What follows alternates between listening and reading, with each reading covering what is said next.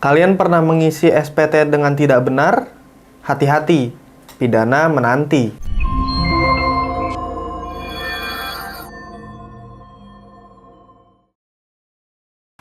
Dilansir dari situs web pajak.com, pada berita yang berjudul "Sengaja isi SPT tidak benar, wajib pajak terancam hukuman penjara 6 tahun dan denda 300%", Kejaksaan Negeri atau Kejari Jakarta Selatan menahan tersangka tindak pidana perpajakan korporasi berinisial BS dan PM karena sengaja mengisi sekaligus menyampaikan surat pemberitahuan atau SPT masa pajak pertambahan nilai atau PPN dengan tidak benar, sehingga merugikan negara sebesar 8.243.999.272. Atas perbuatan itu, kedua tersangka dijatuhi hukuman penjara paling lama 6 tahun dan denda 300%.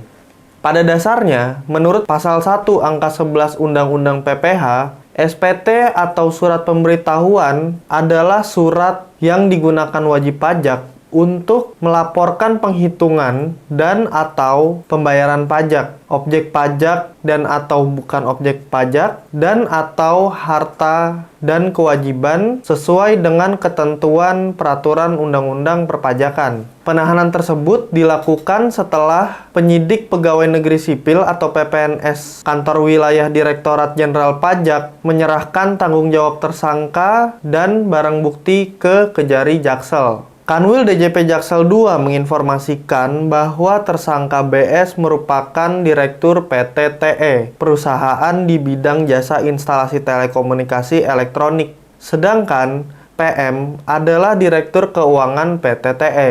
Kedua tersangka terbukti telah melakukan tindak pidana perpajakan berupa dengan sengaja menyampaikan SPT masa PPN April 2018 dan Desember 2018 yang isinya tidak benar. Wajib pajak melaporkan nominal kompensasi kelebihan pembayaran pajak masa sebelumnya dengan angka fiktif.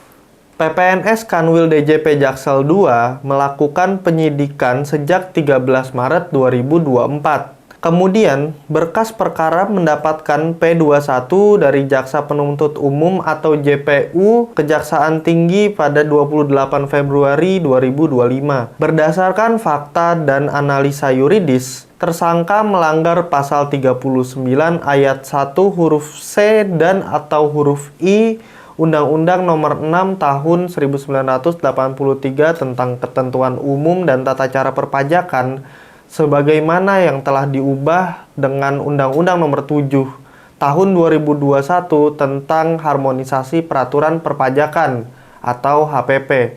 Nah, seperti yang telah disebutkan tadi, sanksi dari pengisian SPT yang tidak benar yaitu merujuk kepada pasal 39 ayat 1 huruf C dan atau huruf I yang berisi setiap orang yang dengan sengaja tidak menyampaikan surat pemberitahuan atau tidak menyetorkan pajak yang telah dipotong atau dipungut sehingga dapat menimbulkan kerugian pada pendapatan negara dipidana dengan pidana penjara paling singkat 6 bulan dan paling lama 6 tahun dan denda paling sedikit 2 kali jumlah pajak terutang yang tidak atau kurang bayar dan paling banyak 4 kali pajak terutang yang tidak atau kurang bayar. Nah, tindakan tersebut dapat diklasifikasikan sebagai tindak pidana perpajakan. Lebih lanjutnya, dijelaskan juga dalam pasal 43 ayat 1 Undang-Undang KUP mengenai setiap orang yang ada di dalam pasal 39,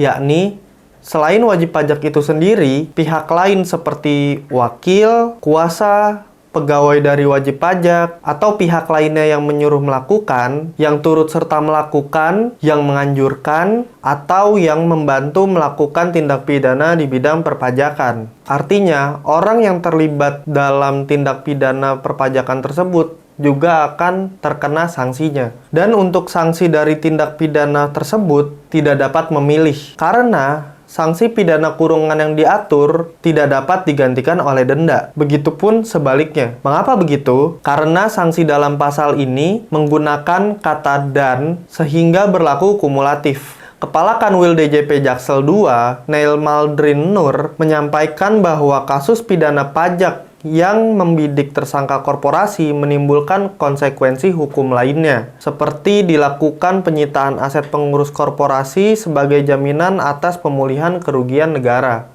Upaya pemidanaan tersangka BS dan PM merupakan upaya terakhir dalam membina wajib pajak. Sebelum memulai upaya penegakan hukum, DJP telah beberapa kali melakukan imbauan untuk melakukan pembetulan SPT, bahkan menyampaikan pengungkapan ketidakbenaran perbuatan sesuai pasal 8 Undang-Undang KUP, tetapi tersangka mengabaikannya, ungkap Neil dalam keterangan tertulis yang diterima pajak.com.